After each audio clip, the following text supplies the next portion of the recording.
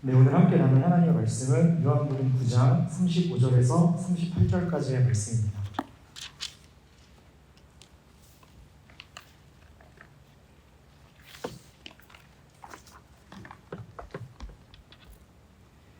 네, 신약성경 요한복음 9장 35절에서 38절까지의 말씀입니다.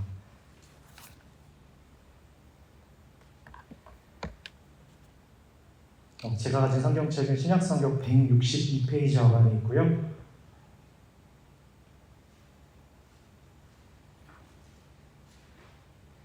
네, 우리 4절 말씀인데요. 오늘 말씀은 함께 저랑 교독하도록 하겠습니다. 제가 먼저 읽고 여러분 읽어주시고요. 마지막 38절은 함께 읽고 화면으로 마치겠습니다. 제가 먼저 읽습니다. 예수께서 그들이 그 사람을 쫓아냈다는 말을 들으셨더니 그를 만나사 이르시되 내가 인자를 믿느냐?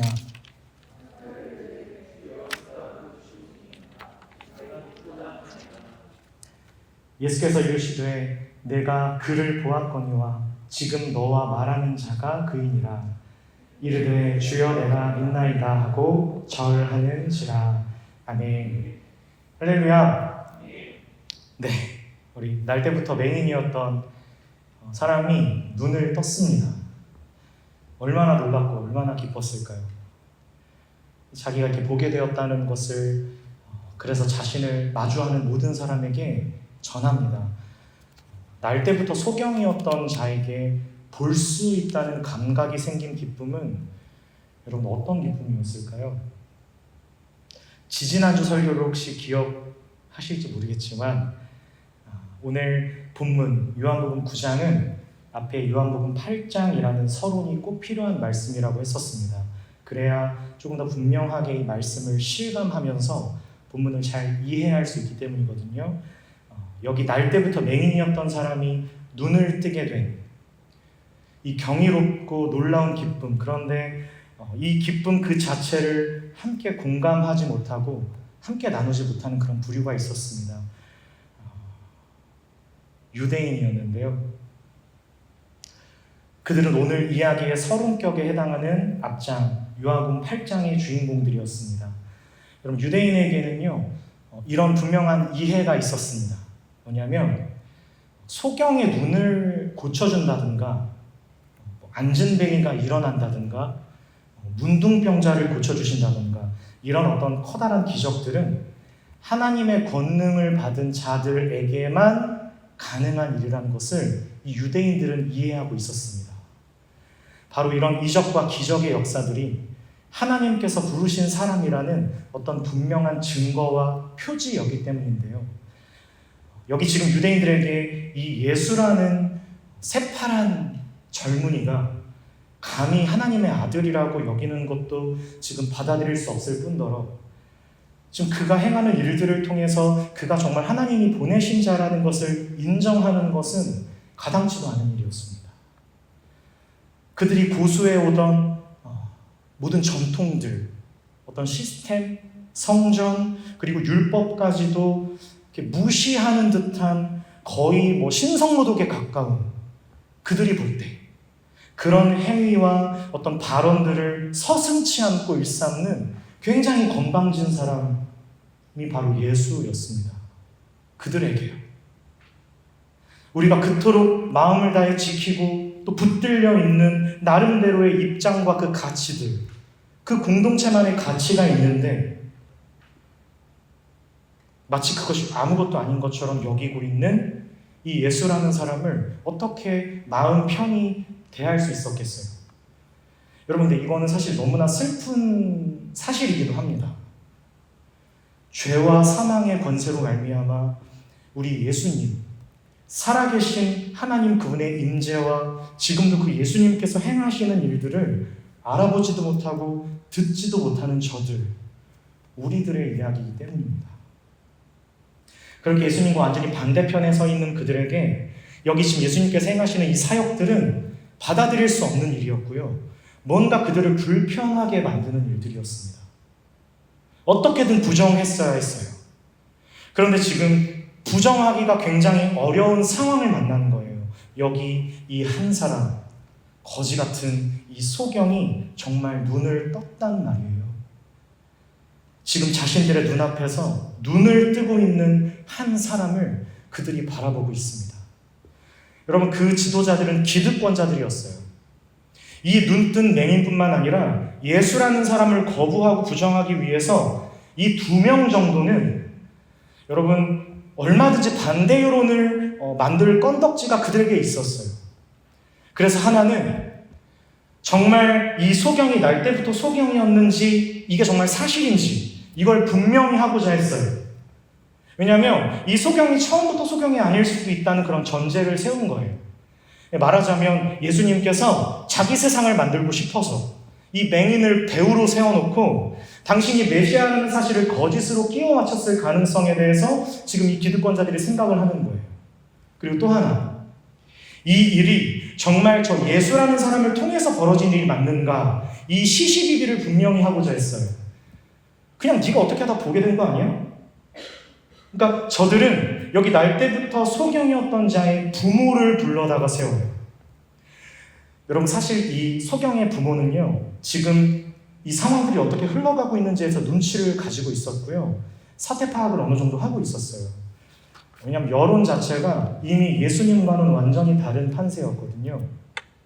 지금 유대 지도자들은 결의를 하고 이 예수라는 자에게 호의적으로 반응하거나 그를 메시아로 추앙하는 낌새를 풍기는 그런 사람들은 출교시켜버릴 것에 대해 마음을 모으고 있었습니다.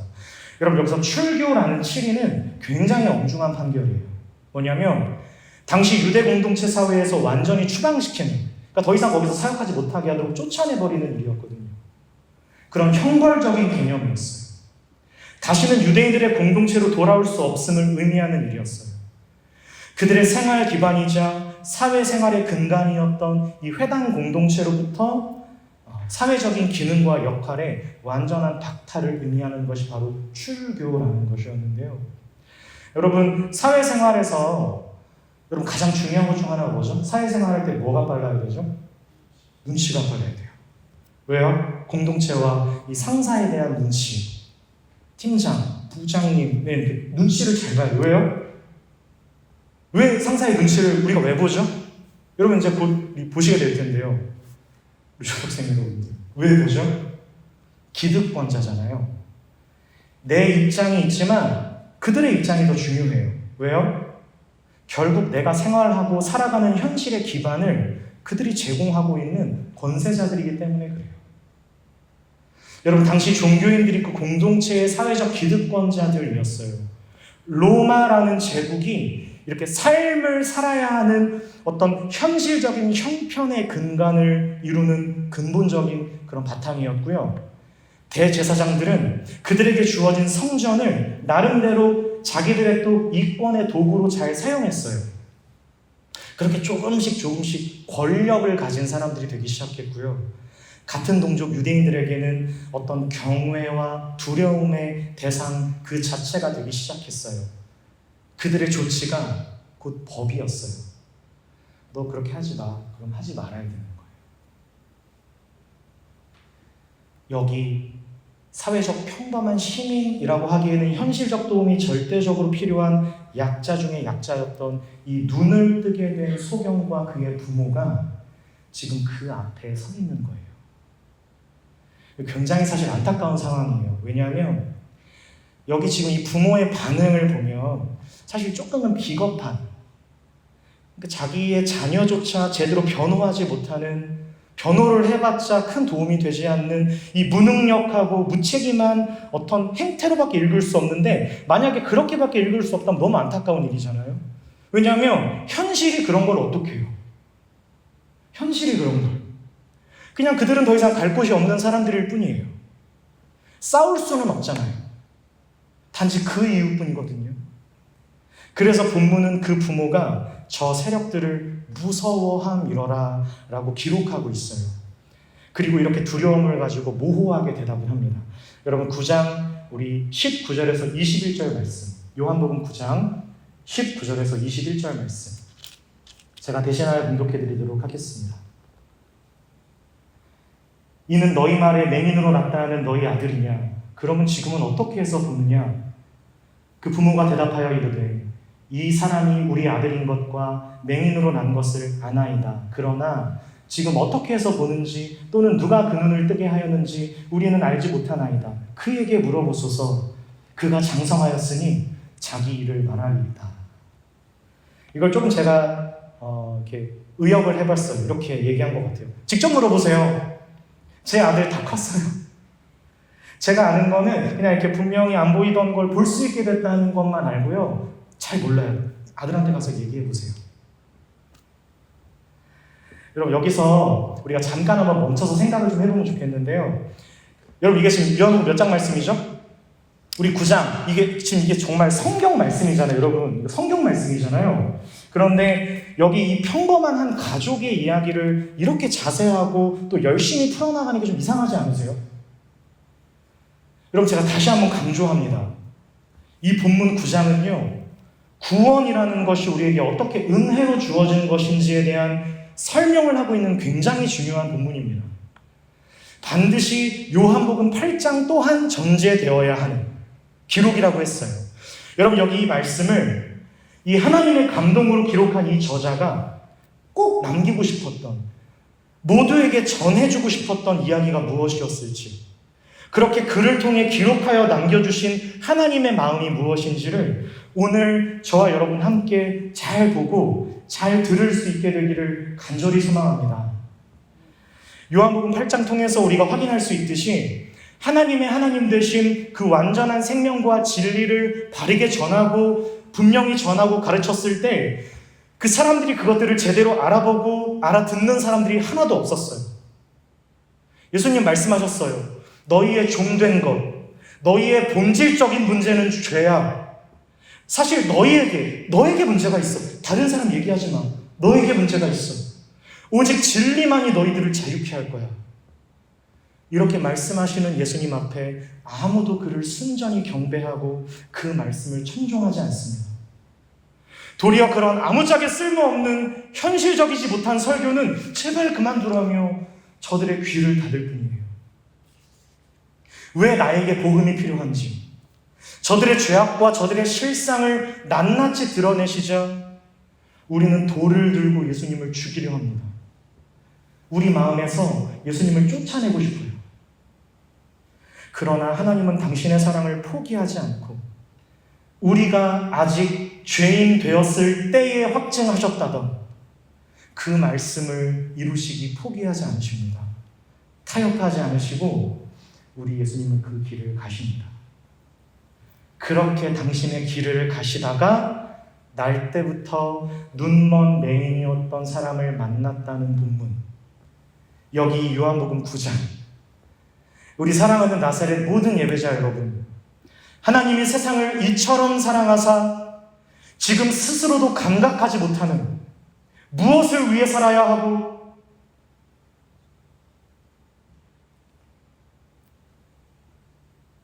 왜 이렇게 해야 하고 왜 내가 귀를 기울여야 하고 왜 내가 잘 고민해야 하고 왜 내가 겸손해야 되고 저 사람이 아니라 왜 내가 놓친 것이 무엇인지를 생각해야 되는 너무나도 어렵고 답답하기만 한 우리를 위한, 저들을 위한 독생자로서 구원자로서 우리에게 찾아오신 예수 그리스도께서 드러나시는 본문, 그것이 오늘 요한복음 9장의 말씀입니다.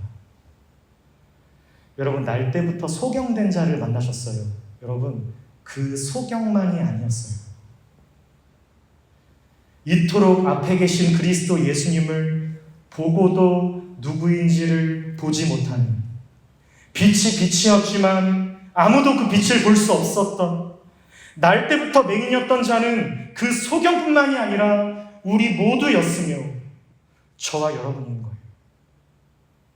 이는 저를 믿는 자마다 멸망치 않고 영원한 생명을 얻게 하려 하시려는 부르심. 여러분, 그것을 위하여 예수 그리스도께서 이 땅에 오신 것입니다. 그것만을 위한 삶이었습니다. 예, 여러분, 그것만이 진정한 삶입니다. 여러분, 그렇게 우리가 잘 들을 수 있어야 합니다. 여러분, 잘 이야기할 수 있어야 합니다. 사랑 안에서 참된 것을 세워줄 수 있어야 합니다. 예수님이 저 비난 속에서도, 저 모함 속에서도, 저 응모 속에서도 우리 신앙과 인생의 가장 중요한 것을 지탱할 수 있도록 당신 자신을 내어주셔서 우리를 건져내셨기 때문입니다. 저는 예수님이 이런 비난 속에서도 한 사람을 향해서, 한 생명을 향해서 당신의 걸음을 뚜벅뚜벅 내걷으셨던 이 본문의 이 흐름을 볼 때마다 저는 마음이 깨어집니다. 많이 마음이 아프고 답답합니다. 정말 한 사람을 위해서 살아갈 수 있을까? 정확히 얘기하면 하나님께서 말씀하시는 것 앞에 흔들리지 않고 그 마음을 정말 이렇게 들으면서 살 수 있을까? 저는 사실 자신이 없습니다. 여러분, 여기 9장 35절, 36절 말씀 우리 함께 한번 읽어보겠습니다. 9장 35절, 36절 함께 읽습니다. 시작! 예수께서 그들이 그 사람을 쫓아냈다는 말을 들으셨더니 그를 만나사 이르시되 내가 인자를 믿느냐? 대답하여 이르되 주여 그가 누구시오니이까 내가 믿고자 하나이다. 아멘. 여러분, 여기 한번 잘 보세요. 여기 눈을 뜨게 된 맹인이 지금 믿고자 할 때 예수님이 누구신지를 잘 모르고 있다고 기록되어 있어요. 그렇죠? 여기 그가 누구시오니까 할 때 여러분, 이 그가 누구죠? 그가 누구시오니까 이 그는 누구예요? 사실 예수님이잖아요. 그렇죠? 그런데 여기 지금 눈을 뜨게 된 사람이 그를 모르고 있어요. 이해되고 계세요? 그 사람에게, 지금 눈 뜬 소경이에게 그는 누구예요? 자신의 눈을 뜨게 해준 사람일 뿐이에요. 그러면 눈을 떴을 때 그 맹인이었던 사람이 눈을 뜨자마자 예수님을 알아봤다는 얘기예요? 못 알아봤다는 얘기예요? 못 봤다는 얘기예요. 여러분, 처음에는요, 눈을 뜨고도 못 알아봤다는 거예요. 여러분, 이 부분이요, 정말 중요하거든요. 여러분, 말씀은 우리 신앙과 인생에 정말 가장 중요한 것을 지탱해주고요. 여러분, 소망 삼게 하는 유일한 진리입니다. 우리가 말씀을 정말 잘 읽어야 합니다. 할렐루야. 여러분, 보았던 사람, 여기 보면 그의 눈을 뜨게 해준 분이 나중에 이 소경이 예수님이라는 사실을 이제 알고 있어요. 근데 그거 어떻게 알았을까요? 그냥 쉽게 추측해보면 옆에 있는 사람들이 알려줬겠죠. 야, 예수라는 사람이 널 고쳐준 거야. 이렇게. 처음부터 볼 수 있던 사람이 눈이 멀었던 거라면 여러분 스스로 이렇게 더듬더듬 찾아갈 수 있어요. 그런데 빛이라는 것에 대한 개념 자체가 없던 이에게는 여러분, 빛은 고사하고 색깔, 채도, 빛의 온도도 있다는 것, 그런 것도 느낄 리 만무해요. 우리는 모두 양 같아서 목자를 앞에 두고도 각자 제 갈 길을 가려고 하는 눈먼 자들이에요. 의인은 하나도 없고 깨닫는 자도 없고 하나님을 찾는 자도 없고 다 치우쳐 함께 무익하게 되고 선을 행하는 자는 없나니 하나도 없습니다. 그렇게 저와 여러분, 우리 모두는 우리가 원하고 우리가 바라고 우리가 기도하지 않았던 이 구원, 우리 모든 죄로부터 용서받는 구원을 선물처럼 받게 되었습니다. 여러분, 감각이 없는 우리에게는 사실 구원이 필요하지 않고요, 그냥 현실적인 필요가 필요해요. 근데 하나님은 답정너처럼 당신이 주시고자 하시는 것으로 우리를 보게 하시고 듣게 하세요. 그렇게 예수님을 믿는 믿음으로 우리를 구원하세요. 여러분, 이걸 그리스도인이라고 하잖아요. 여러분, 그리스도인은 어떻게 될 수 있습니까? 예수 그리스도를 믿는 믿음으로 됩니다. 할렐루야. 우리의 믿음으로 구원을 얻어요. 그래서 여러분, 우리는 이 믿음이라는 의미와 내용을 너무 중요한 부분에서 사실 놓치며 살아가요. 여러분, 알아가는 거예요. 여러분, 하나님을 알도록 하시는 거예요. 나의 가장 낮은 마음, 그냥 이렇게 낮다는 게 아니라 완전히 볼 수 없는 상태, 그분을 당신이 비추심으로 알아가게 하시는 거예요. 여러분, 사람도 알아가는 거죠. 우리는 언제나 하나님께 정답을 요구해요. 하나님, 이거 주세요. 이렇게 해주세요. 우리는 언제나 답을 요구하지만 하나님은 우리의 삶을 통해 먹든지 마시든지 무엇을 하든지 영광을 담아내라는 말씀, 우리에게 복음에 합당한 삶을 요구하시는 까닭이 여기에 있습니다. 감각할 수 없던 우리에게 주어지는 그 빛을 통해 보는 것입니다. 여러분, 사실 우리는요, 말하자면 단어 몇 개만을 가지고 소통하고 있을 뿐이에요. 여러분, 더 많이 보셔야 합니다. 여러분, 더 많이 들으셔야 합니다. 여러분, 걱정하지 마십시오. 하나님께서 열어주고 계십니다. 여러분, 근데 사실 그냥 평범한 성도, 사실 성도라는 말은 평범한 뜻이 아니거든요. 거룩한 백성인데 그냥 평신도, 이렇게 한국에 어떤 그 표현이 있죠. 평범한 성도로서 사실 구원을 뭐 믿음으로 얻든 은혜로 얻든 뭐 여러분, 사실 그게 그렇게 여러분 중요하세요? 그냥 예수님 믿는다는 거, 그냥 그런 게 중요한 거 아닌가, 이렇게 살잖아요. 여러분, 구원을 얻으셨고 하나님을 의지하고 살아가는 것으로 충분합니다. 그런데요, 이 하나님의 자녀가 되었다는 구원에 대해서 우리가 살아가는 이 현실 속에서 계속해서 살아가며 마주하게 되는 이 현실, 이 한복판에서 정말 어떻게 확신하며 살 수 있느냐 하는 문제로 계속 가다 보면 여러분, 사실 신앙적인 싸움은 굉장히 어려워집니다. 도대체 내가 구원받은 자녀가 맞는 건지, 여러분, 살다 보면 때때로 흔들리고, 확인할 수 없는 믿음은 가짜라는 것으로 누군가가 몰고 들어오면 여러분, 할 말이 없어지는 거거든요. 야, 너의 믿음을 증명해봐. 너 어떻게 믿는다고 확신할 수 있어? 이 전형적인 수법인데, 그러게 내가 구원받았다는 것을 어떻게 증명할 수 있지? 여러분, 그렇게 이단으로 빠지게 되는 거예요. 최근에도 제가 그런 경우들을 봤어요. 그러게 어떻게 믿음 확신할 수 있지? 아닌 것 같은데. 와봐, 확신이 뭔지 가르쳐 줄게. 여러분, 이렇게 가는 거거든요.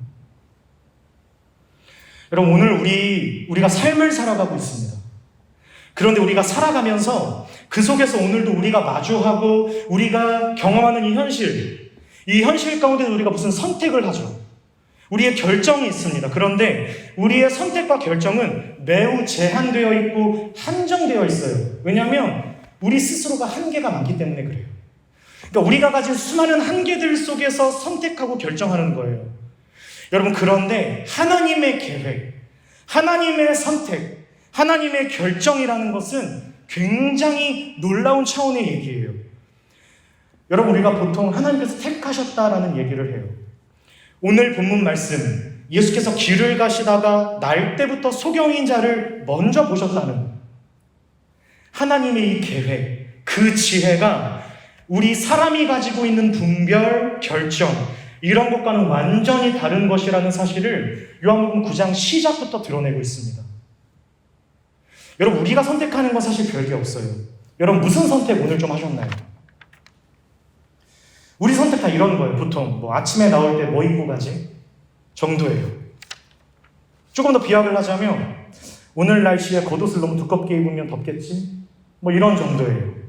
뭐 대단한 선택이 사실 없어요.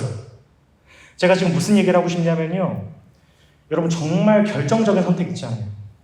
언제 어디서 어떤 부모 밑에서 태어나느냐, 이러한 굉장히 결정적인 것들은 우리의 선택의 범주를 넘어서 있는 것들이에요. 그럼에도 저와 여러분은 우리의 죄된 본성상, 여러분, 우리 죄인이라는 것이 어떻게 드러났죠?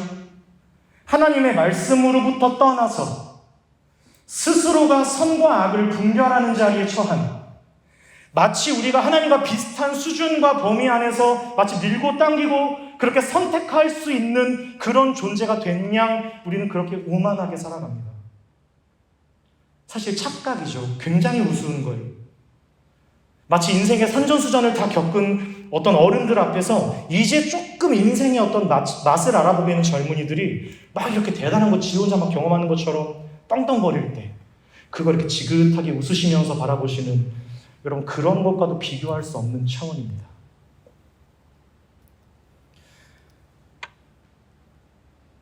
여러분 우리 이 말씀을 한번 찾아볼 수 있었으면 좋겠는데요. 우리 창세기 13장 말씀으로 한번 넘어가 주시면 감사하겠습니다. 구약성경 창세기 13장 말씀입니다.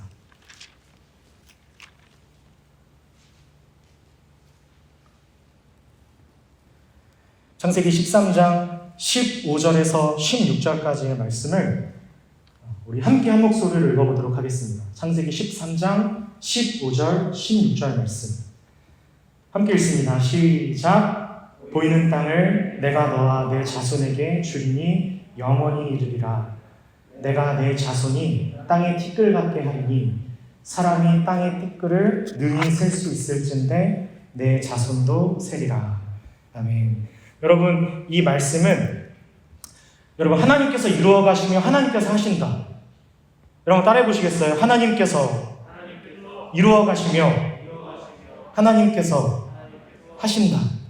여러분 이것은 교단과 교회를 막론하고 기독교에서 가장 중요하게 선언되어야 하는 가치입니다.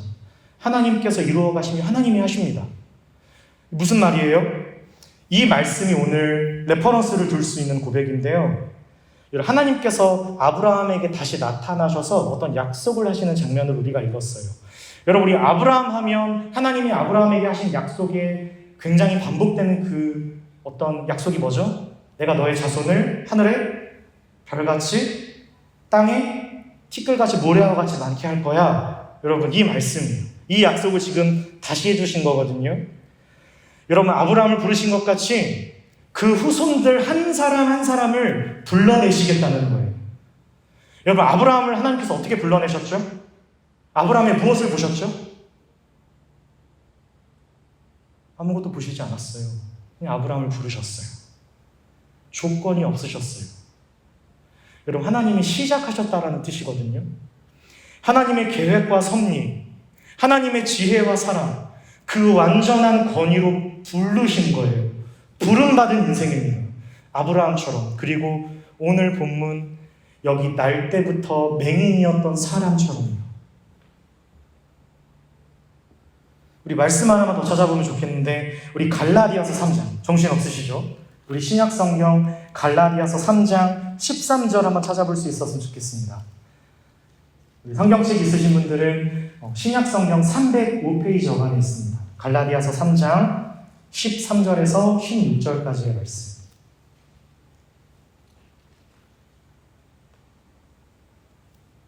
우리 이 말씀은 저 한 절 여러분 한 절 교독해 보도록 하겠습니다. 오늘 이 아브라함의 이야기를 이 갈라디아서에서 좀 설명해 주고 있는데요. 제가 먼저 읽겠습니다. 갈라디아서 3장 13절입니다. 그리스도께서 우리를 위하여 저주받은 바 되사 율법의 저주에서 우리를 승량하셨으니 기록된 바 나무에 달린 자마다 저주 아래에 있는 자라 하였음이라.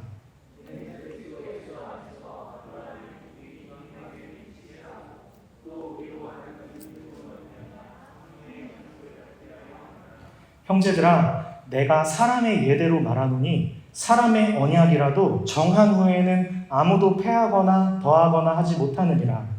이 약속들은 아브라함과 그 자손에게 말씀하신 것인데 여럿을 가리켜 그 자손들이라 하지 아니하시고 오직 한 사람을 가리켜 내 자손이라 하셨으니 곧 그리스도라. 아멘. 할렐루야. 여러분 먼저 보았던 우리 창세기 3장 15절 16절에서 본 너와 내 자손이 하늘의 별과 같이 많아져야 한다면 단수로 표현돼야 돼요? 복수로 표현돼야 돼요? 복수로 표현돼야 되죠. 정신 없으신가요? 그런데 여기 갈라디아서에서 뭐라고 하고 있죠? 한 사람을 가리켜 예수 곧 그리스도라고 하고 있어요. 여러분 여기가 굉장히 중요한데요. 여러분 아브라함이 부름받는 것처럼 앞으로도 수를 헤아릴 수 없이 그분의 부르심을 받는 당신의 백성들은 아브라함과 그의 자손입니다. 동시에 이 자손이 예수 그리스도래요. 이게 무슨 말이냐면요. 그 모든 하나님의 백성들은 예수 그리스도 안에서 부름받은 자들이라는 뜻입니다. 정확히 정리하면 이 약속은 예수 그리스도 안에서 예수님으로 말미암은 약속입니다. 여러분 하나님께서 아브라함을 부르실 때 그 자격과 조건이 아브라함에게 있었어요? 없었어요? 없었어요. 도리어 아브라함에겐 자격이 없었어요. 하나님의 긍휼과 자비하심, 하나님의 사랑이 그 부름의 시작이었습니다. 우리 그리스도 예수 안에서 우리를 부르셨습니다. 할렐루야. 근데 저 같은 사람을 하나님께서 부르셨을 때 어떤 자격을 저에게 보셨을까요? 마찬가지예요. 그게 오늘 날 때부터 맹인이었던 자를 구원하시는 예수님의 이 사역 안에 구체적으로 그려지고 있는 거예요. 이 평범한 현실적인 약자의 인생과 가족사를 이 엄중한 성경 말씀 안에 구구절절히 담아놓은 까닭이 여기에 있습니다. 에베소서 2장 8절, 너희는 그 은혜에 의하여 믿음으로 말미암아 구원을 받았으니 이것은 너희에게서 난 것이 아니요 하나님의 선물이라. 그럼 따라해 주시겠습니까? 이것은 너희에게서 난 것이 아니요 하나님의 선물이라. 아멘. 예수 그리스도 안에서 부름받는 것입니다. 여러분, 사실 아브라함은요, 이것을 시작하는 것을 드러내는 사람이었을 뿐이에요. 그렇게 여기 누구의 탓이라고 판단할 수 없는, 날 때부터 앞을 볼 수 없는 장애인의 인생 안에 말씀대로 하나님이 하시는 일을 나타내고 계시는 거예요. 저와 여러분들을 향한 구원입니다. 사랑하는 여러분, 우리가 보고 지금 우리가 듣고 우리가 무언가를 알았다고 여겼던 이 모든 것들로부터 여러분, 그 진정한 의미와 가치에 대한 바른 이해와 바른 해석과 바른 통찰, 여러분, 이것을 위해서는 시간이 필요합니다. 여러분, 아브라함은 창세기 11장 후반부부터 등장하거든요. 그리고 굉장히 많은 장을 할애하여서 아브라함의 생애가 다루어져요. 그리고 우리가 사실 아브라함의 믿음이라는 것을 논할 수 있는 장은 한 22장쯤 가야지 확인할 수 있어요. 22장에서 무슨 장면이 등장하죠? 아브라함이 100세 때 얻은 이삭을 하나님께 직접 바치는 장면이 22장. 아브라함은 11장에 부름받는데요. 그 믿음을 확인할 수 있는 장은 거의 한 22장 정도 가야 돼요.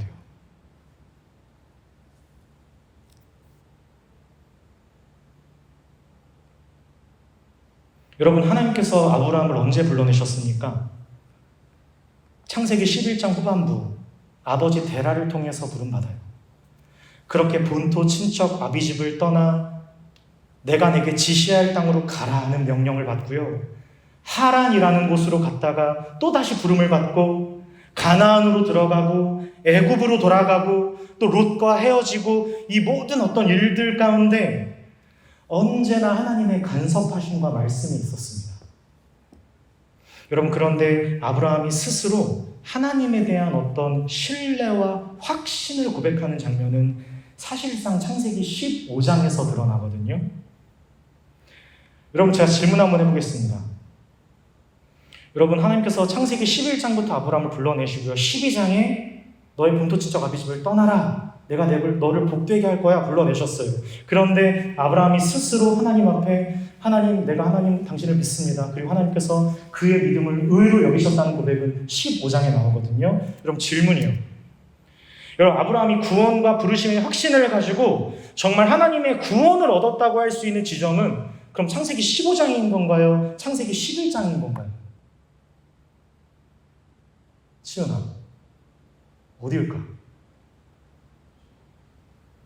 분명히 15장 6절에서 아브라함은 스스로 어떤 인격적인 하나님을 경험해요. 그런 실존적인 고백이 있어요.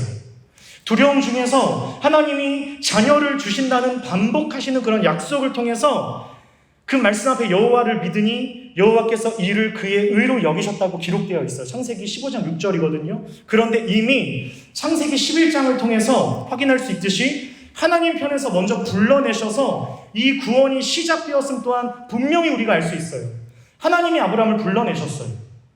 그런데 아브라함의 입장에서는 15장쯤 가서 하나님에 대한 어떤 이해를 가지고 하나님, 내가 하나님을 믿습니다 이렇게 고백하거든요.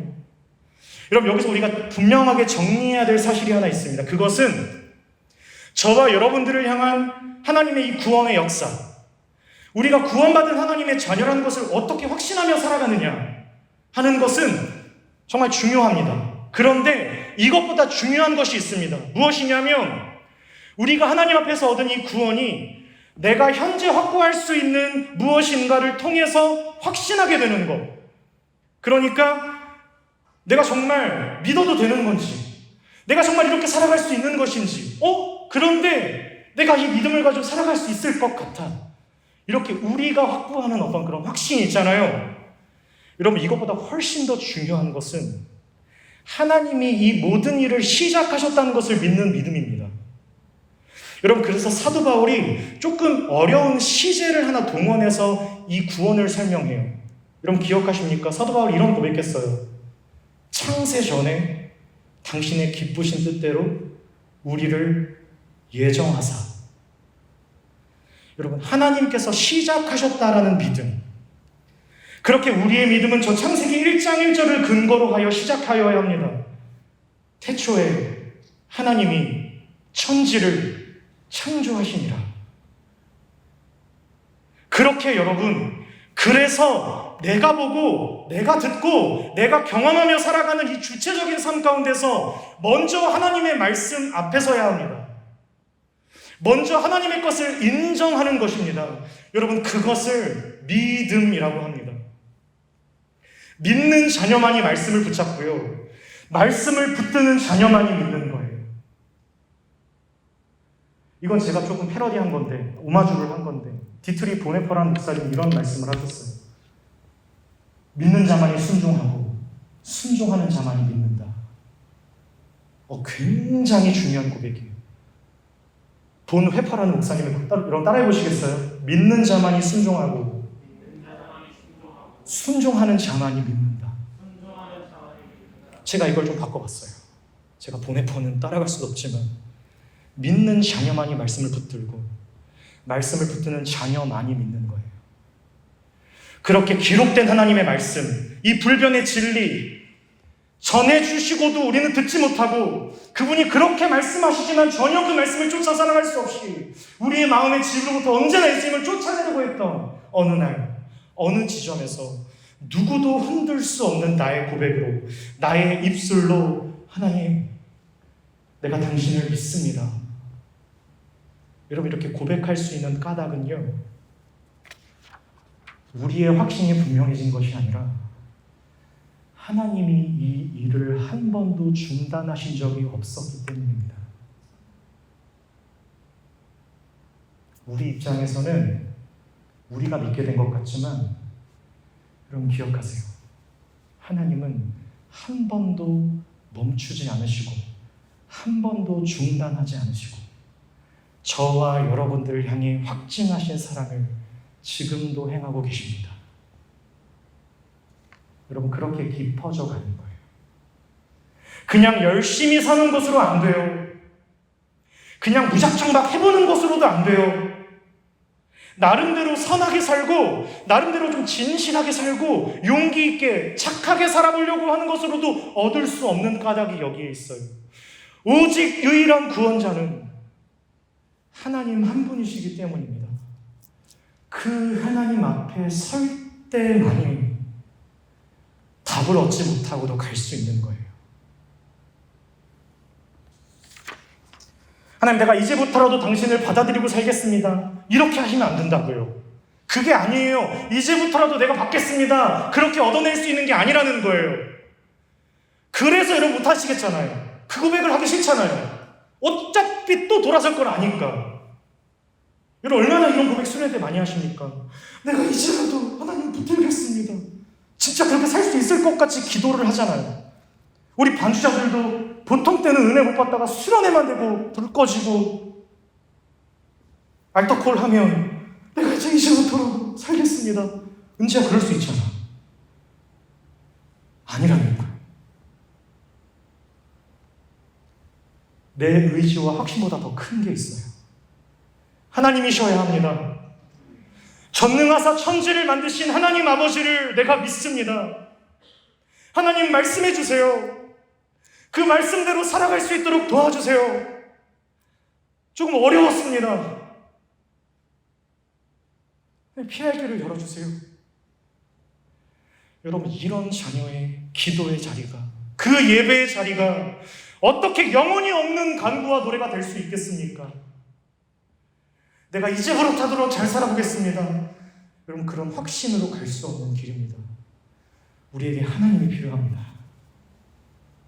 사랑하는 여러분, 우리가 영적으로 눈을 뜨고 있는지 감고 있는지를 구별할 수 있는 가장 중요한 지점은 뭐냐면요, 내가 하나님에 대한 감각이 있느냐 없느냐예요. 여러분, 여기 어떻게 나오셨어요?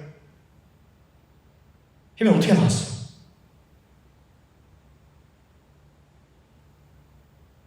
어떻게 하다 보니까 여기 있잖아요. 그렇지 않아요? 여기는 어떻게 있어요? 어떻게 하다 보니까 여기 있잖아요. 무언가 붙들릴 수밖에 없었고 붙잡으실 수밖에 없었잖아요. 여러분, 하나님을 감각하고 계신 거예요. 우리가 매번 확인하려고 하는 건 예수님을 믿는다는 것에 대해 내가 얼마나 감정적인 마음을 바칠 수 있느냐. 우리는 언제나 여기로 가려고 그래요.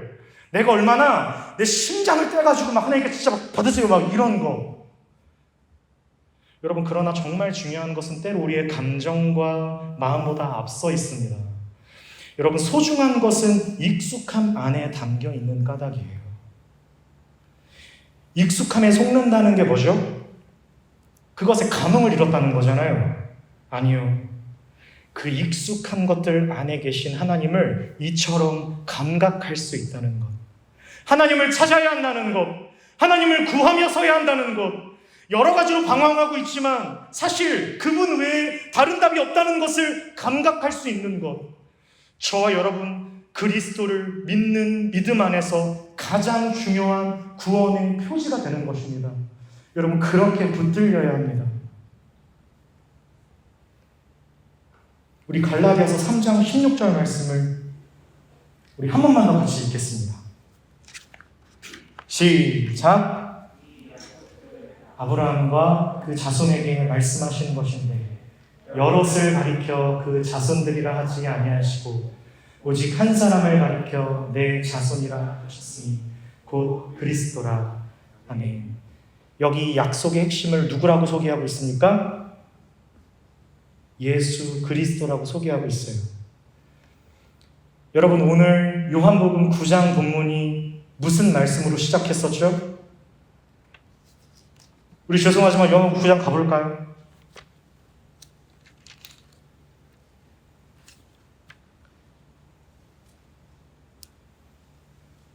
우리 9장 1절을 대박 큰 목소리로 권준이가 한번 읽어주시면 감사하겠습니다.